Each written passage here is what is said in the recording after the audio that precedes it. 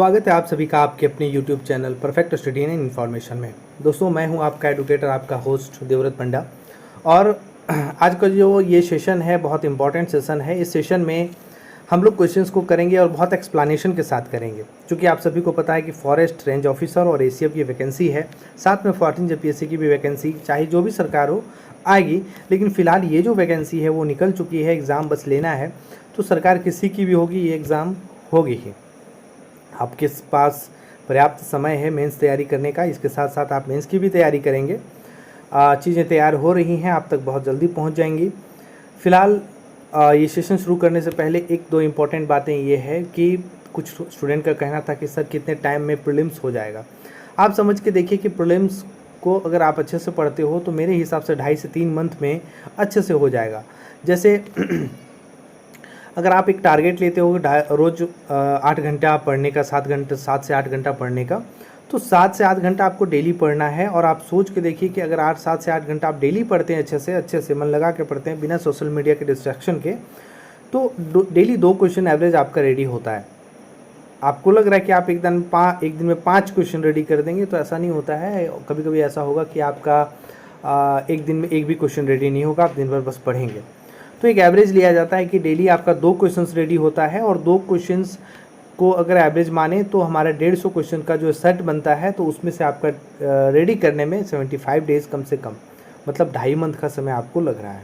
मतलब आप पूरा 2.5 मंथ अच्छे से मन लगाकर पढ़ेंगे तो आपका प्रीलिम्स का सिलेबस बेस्ट, तो आपका प्रीलिम्स आराम से निकलेगा। और हमारा ह्यूमन नेचर होता है कि हम सब बहुत जल्दी भूलते हैं, कन्फ्यूजन होता है। कितना भी आप कुछ कर लें तो थोड़ा बहुत होता है। तो इसमें क्या है कि आपका 150 क्वेश्चन जो तैयार करें, 150 का 150 बनेगा नहीं, बहुत सारा आपके पढ़े हुए में नहीं आएगा। तो वहाँ से थोड़ा सा छटता फिर भी आप बहुत अच्छे स्कोर कर पाएंगे, बहुत अच्छे नंबर पे आप रहेंगे। तो ऐसे डेली 2 क्वेश्चन का एवरेज अगर आप लेते हैं तो 75 डेज़ में होता है। ठीक है, चलिए, फिर भी अपनी अपनी स्ट्रैटेजी होती है। मेरे हिसाब से ये है कि आपका 2.5 मंथ, कम से कम 3 मंथ आपका होना चाहिए प्रीलिम्स की तैयारी में। इतना आप मन लगा के करेंगे तो अभी का जो हर जगह का कट ऑफ जा रहा है उसके हिसाब से आपका वो रेडी हो जाएगा। अब हम लोग सेशन में आगे बढ़ते हैं, थोड़ा एक्सप्लेनेशन के साथ चलेंगे। पूरा 150 क्वेश्चन नहीं हो पाएगा, जहाँ तक होगा कोशिश करेंगे ये छोटा सेशन रखने का, 2-3 पार्ट में कर देंगे, वो ज़्यादा बेहतर रहेगा। देखिए, पहला आपके सामने जो यहाँ पर पहला दिख रहा है, निम्नलिखित में से अशोक का कौन सा शिलालेख धार्मिक संश्लेषण समन्वय के बारे में कहता है। आपके सामने ऑप्शन है 12वां शिलालेख, द्वितीय शिलालेख, 11वां शिलालेख और 13वां शिलालेख। यहाँ क्या है कि 12वां शिलालेख के बारे में बता रहा है। आपके जो आंसर होगा, जो आंसर होना चाहिए 12वां शिलालेख होगा, क्योंकि ये 12वां शिलालेख में ही, अशोक के 12वें शिलालेख में ही क्या बताया गया है कि सभी संप्रदाय के सार तत्वों में वृद्धि है, सबका मूल संयम ही है, सभी धर्म का आदर करना होना चाहिए। ठीक है, ये 12वीं शिलालेख में लिखा गया है। किसके अकबर के, अशोक के शिलालेख। क्लियर, ये बात है। दूसरा जो हमारा क्वेश्चन है, उत्तर प्रदेश के निम्नलिखित में से कौन सा वन्यजीव अभ्यारण्य 1975 में 1975 में स्थापित किया गया था। थोड़ा जल्दी हम लोग सेशन में बढ़ते हैं एक्सप्लेनेशन के साथ। अब यहाँ पर देखिए, क्वेश्चन को मूल्यांकन से बाहर किया गया है, मतलब ये क्वेश्चन थोड़ा सा मिसप्रिंट है या गलत है। कैसे? क्योंकि अभ्यारण्य 1975 में जो ऑप्शन है यहाँ पर कोई भी 1975 नहीं होगा। मैं एक करके आपको बताता चलूँ कि कतरनिया घाट जो है ये 1976 में हुआ था, 1976 में हुआ था। कब हुआ था? 1976 में हुआ था। नोट भी कर लेंगे आप। किशनपुर की बात करूँ मैं तो 1972 में हुआ था। कब हुआ था? 1972 में हुआ था। चंबल की बात करूँ तो कब हुआ था? 1979 में हुआ था। और रायपुर में किसी भी तरह का वन्यजीव अभ्यारण्य नहीं था। यहाँ पर जो ऑप्शन है, ऑप्शन के हिसाब से ये गलत है। ठीक है, तो मूल्यांकन से इसको बाहर किया गया है। अगला प्रश्न है आपके सामने, मूल्यवान आईटी ब्रांड जो आपके हैं के संदर्भ में निम्नलिखित में से कौन सा ऐसे कथन से सही है या है।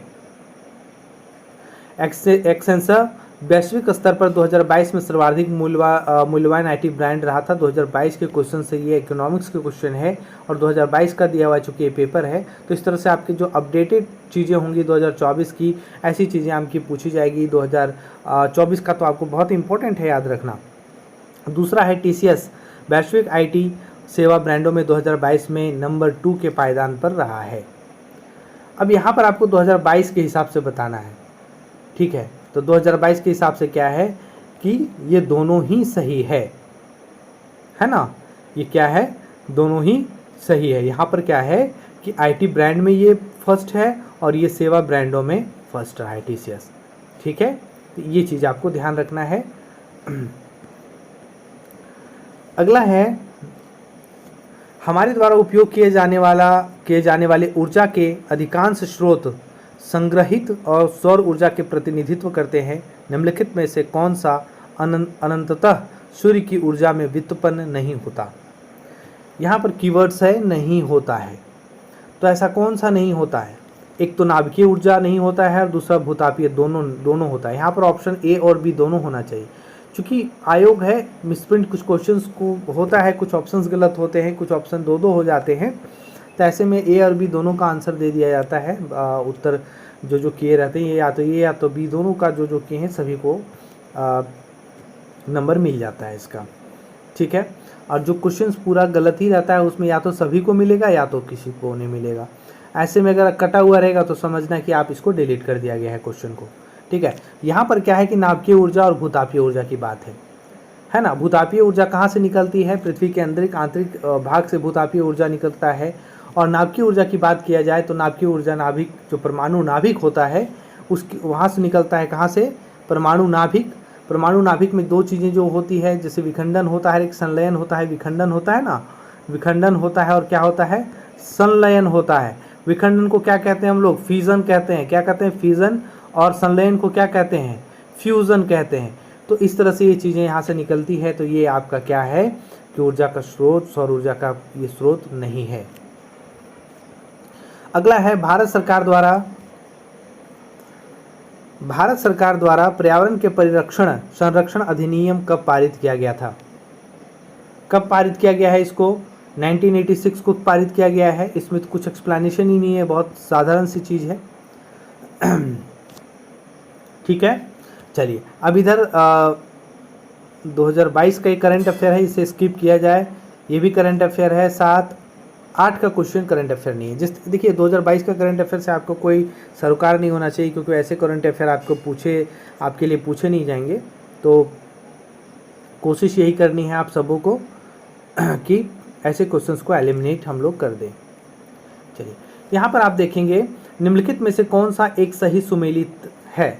यहाँ पर सही सुमेलित पूछा गया है, तो उत्तर प्रदेश जूट, असम गेहूं, गुजरात चाय, केरल रबड़। अब देखिए यहाँ पर सही सुमेलित करने के लिए पूछा गया है, तो आप सभी को पता है कि केरल जो है वो चाय के लिए, रबड़ के लिए फेमस है, ये सुमेलित है। अब यहाँ पर उल्टा, बाकी सारी चीज़ें उल्टा किया हुआ है। जैसे उत्तर प्रदेश गेहूं के लिए है, आसाम चाय के लिए है, गुजरात कपास भी होता है, जूट भी होता है, मूंगफली के लिए सबसे फेमस है, मूंगफली के लिए, है ना। जूट जो होता है आपका वेस्ट बंगाल में सबसे ज़्यादा होता है ना। वेस्ट बंगाल में जूट सबसे ज़्यादा होता है। तो यहाँ पर मिला हुआ जो है वो केरल रबड़ का है। क्लियर। अगला क्वेश्चन है, डाइक्लोरोडाइफिनाइल ट्राइक्लोरोइथेन DDT जिसको कहते हैं, एक क्या है, अजैव अपघटकीय प्रदूषक है। ये क्या है, अजैव अपघटकीय प्रदूषक है। इसमें कोई एक्सप्लेनेशन करनी नहीं है, जो है मैं वही क्वेश्चंस को एक्सप्लेन अच्छे से करूँगा। अब यहाँ पर क्वेश्चंस आपके ये क्वेश्चंस देखिए, थोड़ा मिलाने के लिए इसे छोटा किया जाए। यहाँ पर आप देख सकते हैं, जैसे यहाँ पर एक आपको मिलाना है सूची व्यक्ति और उससे संबंधित कार्य या पद। यहाँ पर देखिए क्या है कि डी के कार्वे ने कौन सा ऐसा काम किया था। तो डी के कार्वे क्या थे, सचिव थे किसका, विडो और रीमैरिज एसोसिएशन जो बना हुआ था उसके सचिव कौन थे, तो उसके सचिव थे डी के कार्वे, ठीक है। तो ये 2 में मिल गया। अब दूसरा है JED बैथून वर्ड याद रखिएगा। और बैथून कहाँ पर आपका है, तो कलकत्ता के कन्या विद्यालय की स्थापना किसके द्वारा किया गया था, बैथून के द्वारा किया गया था। तीसरा C है ईश्वरचंद विद्यासागर, बहुत फेमस है। तो ईश्वरचंद विद्यासागर जी के बारे में बहुत इंपॉर्टेंट चीज़ आप सभी को पता होगा कि कलकत्ता में संस्कृत कॉलेज के प्राचार्य रहे हैं ये। हालांकि विधवा पुनर्विवाह के लिए इन्हीं का नाम आता है कि इन्हीं को प्रोत्साहन के लिए ये प्रोत्साहन इस चीज़ को किए थे। ठीक है, लेकिन यहाँ पर जो हमारे ऑप्शन है उसके हिसाब से आपको चूज़ करना है। अगला है मालाबारी। मालाबारी क्या है? जो हमारा एक बच जाता है, विवाह, बाल विवाह विरुद्ध संघर्ष प्रारंभ करना, तो ये है। क्लियर? अगला क्वेश्चन है, तो ये आपके इस हिसाब से कौन सा क्वेश्चन होता है? ठीक है, ए का 2, बी का 1, ए का 2, पी का 1, ए भी है और डी भी है, सी का 4, मतलब ए नंबर हो रहा है। क्लियर? चलिए आगे बढ़ता चलूँ।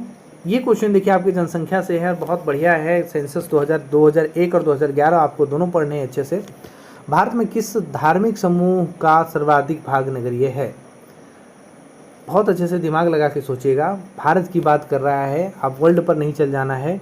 और भारत में बौद्ध धर्म तो नहीं, बौद्ध धर्म के लोग ज़्यादातर क्या है कि शहरों से दूर रहते हैं, नगरों से दूर रहते हैं, तो ये कट गया। हिंदू आबादी की बात करेंगे तो हिंदू की ज़्यादातर आबादी कहाँ है? ग्रामीण है। ठीक है। ईसाई की बात करेंगे तो ईसाई की जो यहाँ पर ज़्यादातर आबादी जो है, आदिवासी जो कन्वर्टेड हैं, वो भी आपका ग्रामीण में देखने को बहुत सारा मिलता है। तो ऐसी कौन सी जाति यहाँ पर जो समूह है बच जाता है, मतलब कौन से ऐसे समूह बच जाता है जिसका भाग ज़्यादा नगरीय है, मतलब जो सर्वाधिक लोग इस नगर में बसते हैं? तो जैन में भी कुछ लोग जो होते हैं जैसे यहाँ वहाँ बसते हैं, लेकिन ज़्यादातर जैन के लोग जो होते हैं वो नगरीय भाग में ही बसते हैं। ठीक है, तो आपका आंसर क्या हो जाएगा? आंसर इसका हो जाएगा जैन। क्लियर? क्वेश्चन बहुत हल्का था, लेकिन उसमें थोड़ा सा आपको दिमाग लगाना है। अगला क्वेश्चन है, जो पहाड़ है या पर्वत है उसके भारत के में राज्यों की अवस्थिति के साथ मिलाना है और इसको मिलाते चलना है। जैसे पहला है बटेश्वर पहाड़ी। बटेश्वर पहाड़ी कहाँ पर है? नाम सुना ही होगा, आप लोग सुने होंगे, बिहार में है। बिलारी श्रृंखला, बिलारी श्रृंखला कहाँ पर है बताइए? बिलारी श्रृंखला ये आपका कर्नाटक में है। चीन श्रृंखला कहाँ पर है भाई? तो ये आपका मणिपुर में है। ठीक है। धोसी पहाड़ी ये कहाँ पर है? तो ये हरियाणा में है। इस तरह से आपके आंसर्स आपको मिलाते चलना है और आपके आंसर चूज करना है। अगला प्रश्न है आपके सामने, संयुक्त राष्ट्र विकास कार्यक्रम यूएनडीपी ने निर्धनता की निम्नलिखित श्रेणियों की पहचान की है, कौन सा एक सही है? जब आप इसको इकोनॉमिक्स को अच्छे से पढ़ेंगे तो वहाँ पर आपको इस सारी चीज़ें देखने को मिलता है। आप क्लास 11-12 का एनसीईआरटी को उठाएंगे, अच्छे से पढ़ेंगे तो ये सारी चीज़ें आपको बढ़िया से देखने को मिलेगा। आय की निर्धनता और मानव निर्धनता ये दोनों है, इसलिए ऑप्शन सी नंबर हो जाएगा। अगला है, थोड़ा इसे छोटा करना पड़ेगा तभी ये काम बनेगा इसका।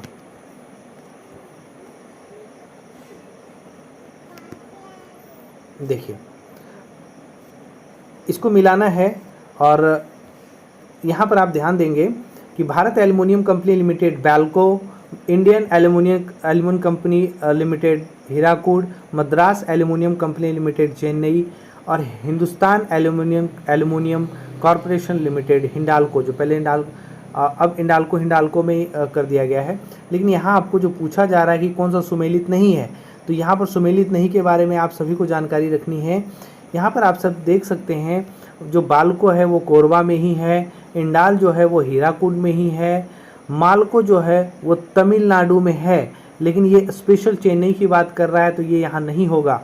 जैसे हिंडाल्को की बात करेंगे तो रेणुकूट उत्तर प्रदेश में है और हिंडाल्को अभी कहाँ पर है? झारखंड के मुरी में भी है, लेकिन ये रेणुकूट में भी है। यहाँ चेन्नई की बात कर रहा है स्पेशल इस जगह का, तो चेन्नई में ये नहीं होगा। ये कहाँ होगा?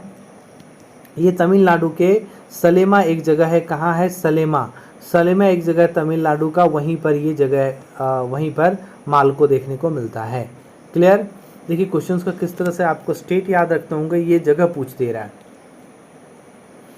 यूनाइटेड किंगडम का पार्टी गेट स्कैंडल क्या है? ठीक है, ऐसे ऐसे क्वेश्चंस पूछे जाते हैं, ये विविध का मिसलेनियस का क्वेश्चन बनता है ऐसा। तो ये क्या है भाई? ऐसे क्वेश्चंस का आंसर क्या होता है? ब्रिटिश प्रधानमंत्री कार्यालय द्वारा कोविड-19 मापदंडों के उल्लंघन से संबंधित है। बिल्कुल ये सही है, बहुत ज़्यादा चला था जब कोविड हमारा 19 के टाइम में ऐसी चीज़ें आई थी, तो ये बहुत ज़्यादा चला था। तो ये ब्रिटिश प्रधानमंत्री कार्यालय द्वारा कोविड-19 मापदंडों के उल्लंघन से संबंधित है। क्लियर? अगला है, नेक्स्ट क्या है, निम्नलिखित राजनीतिक दलों पर विचार कीजिए और उन्हें उनकी स्थापना के काल क्रमानुसार व्यवस्थित कीजिए। अब यहाँ पर आपको बताना है कि कौन सी जो 4 पार्टियाँ यहाँ पर आपको दी हुई है निम्नलिखित में से, ऐसी 4 पार्टियों के का काल क्रमानुसार आप तब करेंगे जब आपको पता होगा कि इनका जो स्थापना हुआ है कब हुआ है।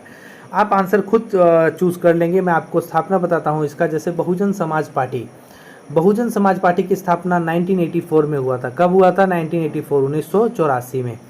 समाजवादी पार्टी की स्थापना कब हुई थी? तो समाजवादी पार्टी की स्थापना 1992 में हुई थी। तेलुगु देशम पार्टी की स्थापना कब हुई थी? तो तेलुगु देशम पार्टी की स्थापना हुई थी 1982 में। अब बात रह जाता है ऑल इंडिया तृणमूल कांग्रेस, तो इसकी स्थापना कब हुई थी? 1998 में। ये 1984 है। अब आप मिला लो कि कालक्रमानुसार कौन सा पहले था, है ना? पहले 82 है, फिर 84 है, 92 है, 98 है, तो कालक्रमानुसार आप मिला लेंगे, ठीक है। तो ऑप्शन क्या होगा? सी हो जाएगा।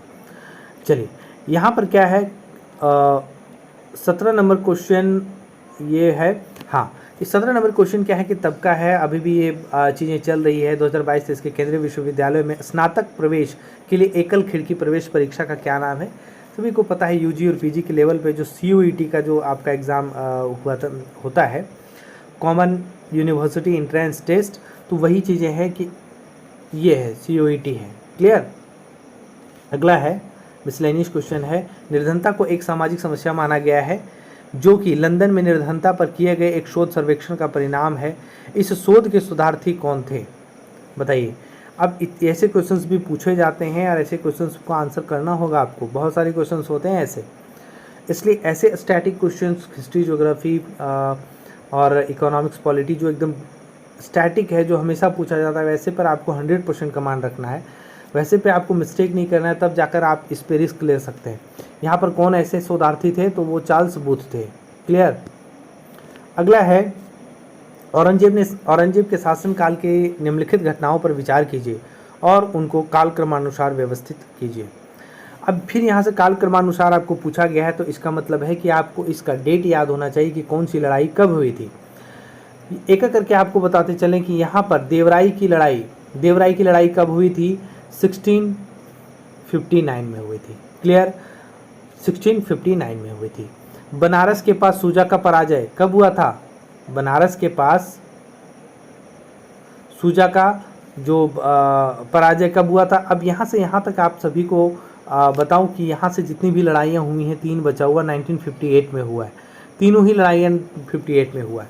अब आप ईयर भी याद रखते हैं तो आपको मंथ याद रखना होगा। तो यहाँ पर आप देखिए कि देवराई की लड़ाई आपने देखा कि 1659 में हुआ है, बाकी तीनों ही लड़ाइयाँ आपकी क्या है 1958 में हुआ है। अब यहाँ पर आपको मंथ भी याद रखना होगा। जैसे बनारस के पास सूजा की जो पराजय हुई थी वो कौन से मंथ में हुई थी, आपको ये याद रखना है। तो ये फरवरी होगा। क्या होगा? फरवरी 1958। सामूगढ़ की लड़ाई की बात करेंगे तो कब होगा? तो ये आपका मई होगा, मई मंथ में होगा। और धर्मत की लड़ाई आप सभी को पता है कि ये दारा सिकोह से संबंधित है, धर्मत की लड़ाई। तो ये कब हुई थी? तो ये अप्रैल में हुआ था, अप्रैल में। क्लियर? तो ये इस तरह से आपको मंथ के साथ एक डेट याद रखना है, तभी जाकर ये चीज़ें आपसे टेकल हो पाएंगी। अगला क्वेश्चन है आप सभी के पास, केवबुल लामजाओ राष्ट्रीय उद्यान निम्नलिखित में से किस झील में अवस्थित है? तो देखिए, केवबुल लामजाओ राष्ट्रीय उद्यान आप जो है वो असम में है ना? तो ये लोकटक है, ऑप्शन नंबर सी। आप ऐसे इसको मार सकते हैं। अगला क्वेश्चन जो है ये वर्ल्ड ज्योग्राफी से लिया गया है। महासागर और अधिकतम गहरा बिंदु पॉइंट आपको बताना है। जैसे प्रशांत महासागर में, आर्कटिक महासागर में, हिंद महासागर में और अंध, जिसको अटलांटिक महासागर बोलते हैं। याद रखिएगा, अंध महासागर कहाँ कहाँ है? तो साउथ अफ्रीका और अफ्रीका और साउथ अमेरिका के बीच वाला जो पोर्शन होता है उसी को अंध महासागर बोला जाता है।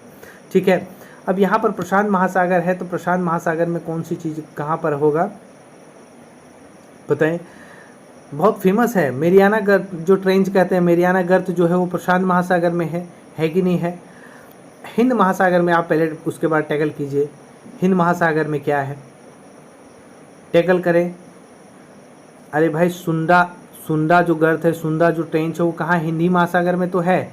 अब ए का 3 और सी का 1, ए का 3 और सी का 1 एक ही जगह आ रहा है, तो वो कौन सा है? ए का 3 और सी का 1, ये तो दो जगह आ रहा है। अब इसके बताइए, दो के बाद भी आपका टेकल नहीं हो रहा है, अब तीसरा आपको टेकल करना है, मतलब आर्कटिक। आर्कटिक के पास आपको क्या है? आर्कटिक जो है आर्कटिक जो महासागर है, इसके पास मुलाय गर्त होता है, और अंध महासागर के पास क्या है? प्लूटो रिको गर्त होता है।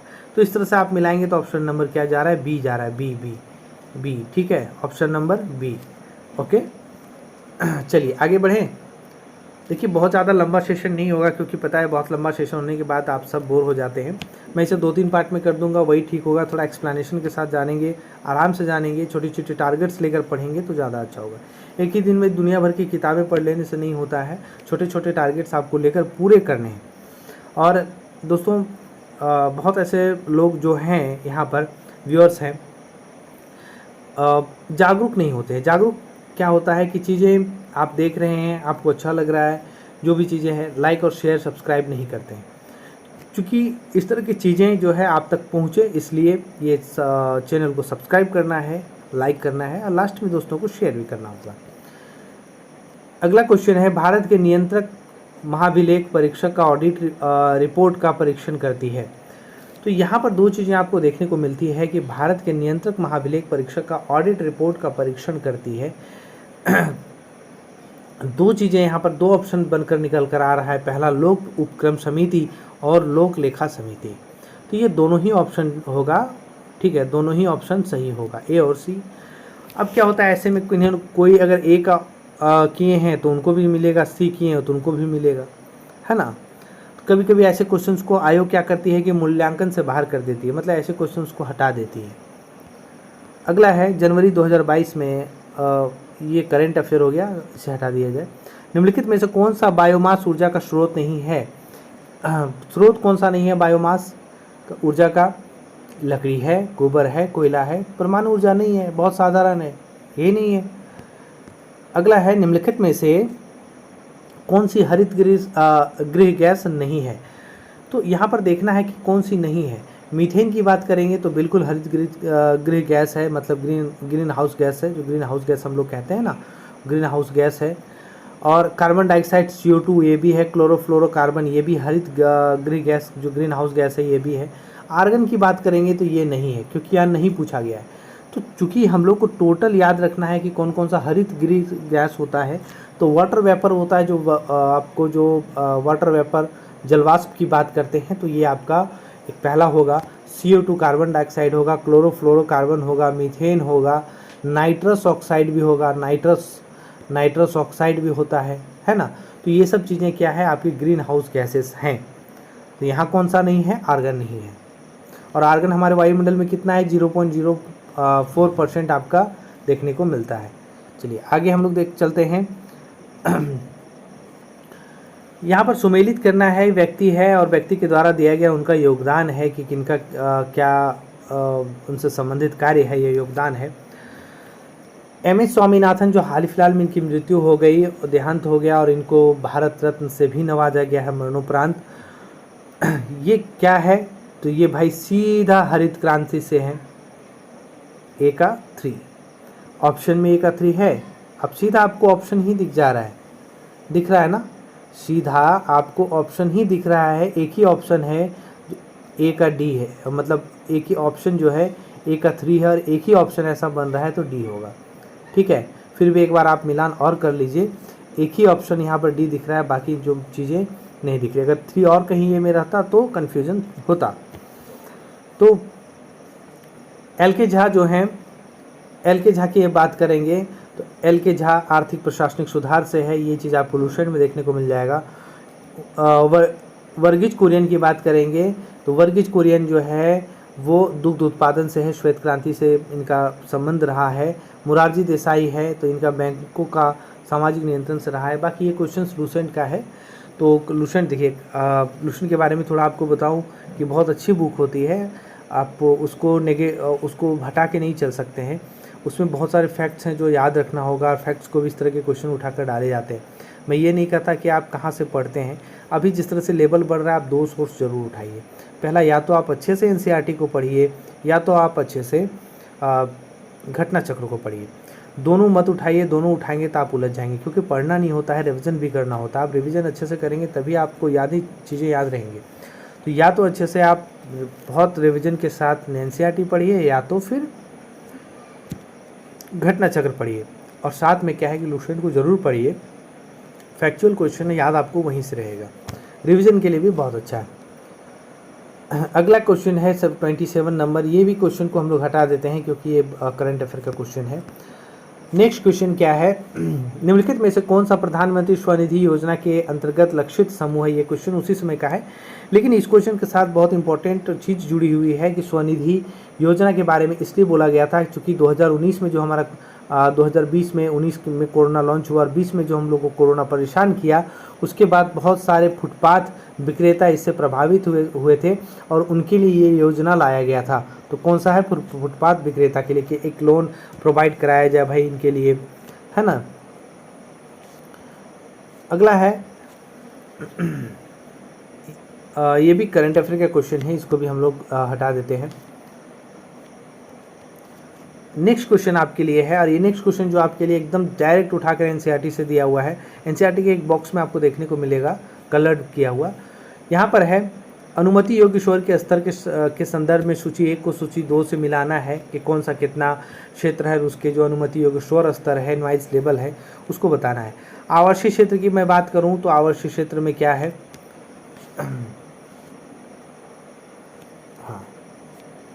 आवासीय क्षेत्र की मैं बात करूं, जो रेसिडेंशियल एरिया है उसके लिए कितना होना चाहिए, ठीक है। रेसिडेंशियल एरिया जो है उसके लिए कितना होना चाहिए, शांत क्षेत्र के लिए कितना होना चाहिए, औद्योगिक क्षेत्र के लिए कितना होना चाहिए, है ना, और व्यापारिक क्षेत्र के लिए कितना होना चाहिए। तो यहाँ पर शांत क्षेत्र के लिए कितना होना चाहिए, 50 है। आवासीय के लिए कितना होगा, 55 होगा, ठीक है। व्यापारिक के लिए कितना होगा, 65 होगा, और औद्योगिक के लिए कितना होगा, 70 होगा, है ना। तो इस तरह से आपको मिलान करना है। नेक्स्ट क्वेश्चन आपके स्क्रीन पे है, मैंने ठीक तो मिलाया है ना ये, हाँ ये ठीक ही होगा, ये क्वेश्चन सभी को पता होगा। चंद्रगुप्त द्वितीय के संदर्भ में निम्नलिखित में से कौन सा ऐसे कथन सही हैं, आपको बताने हैं। शक विजय के संदर्भ में सबसे पहले सबसे सबल प्रमाण इस नरेश की रजत मुद्राएं हैं। इन मुद्राओं की तौल लगभग 33 ग्रेन हुआ करती थी। अब आपको बताना है, शक जो साम्राज्य उसे रुद्र दामन है, ये संबंधित रखते हैं। और यहाँ पर आपका क्वेश्चन है कि शक विजय के संदर्भ में सबसे सबल प्रमाण इस नरेश की रजत मुद्राएं हैं, क्या है। और इन मुद्राओं की तौल लगभग 33 ग्रेन हुआ करती थी। तो चंद्रगुप्त द्वितीय के टाइम में ये बात सही है। और ये क्या है कि चंद्रगुप्त द्वितीय के अंदर काम करने वाले रुद्रदामन जो है ना, द्वितीय जो है प्रथम रुद्रदामन जो प्रथम है वो चंद्रगुप्त द्वितीय के अंदर ही कार्य करने वाले थे, जो शकवंश का भी संस्थापक रहे हैं। तो इसमें जो है आपका शक विजय के संदर्भ में ये भी सही है और इन मुद्राओं के तौल में ये भी सही रही है। तो ऑप्शन क्या होगा, ए नंबर होगा। क्लियर। अगला है, और हम लोग कोशिश करते हैं कि ये क्वेश्चन लास्ट कर देते हैं। इसके बाद आप अगर चाहेंगे तो अगला सेशन हम लोग ला कर उसी में ख़त्म कर दिया जाएगा, एक ही सेशन में, या उसे और भी पार्ट करना है तो आप बताएंगे। इसमें क्या है, टी माल्थस ने द माल्थुसियन थ्योरी नामक प्रसिद्ध सिद्धांत को प्रतिपादित किया था, जो संबंधित है।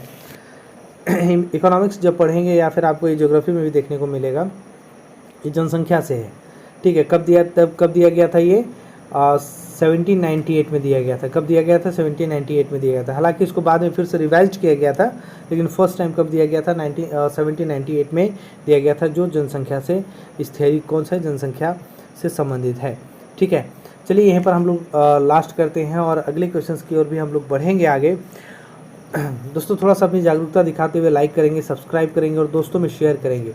हम लोग अभी बात कर रहे थे किसको, तो फॉरेस्ट रेंज ऑफिसर में ACF और FRO की जो वैकेंसी है, इसको लेकर हम लोग एक क्लासेस ले रहे हैं।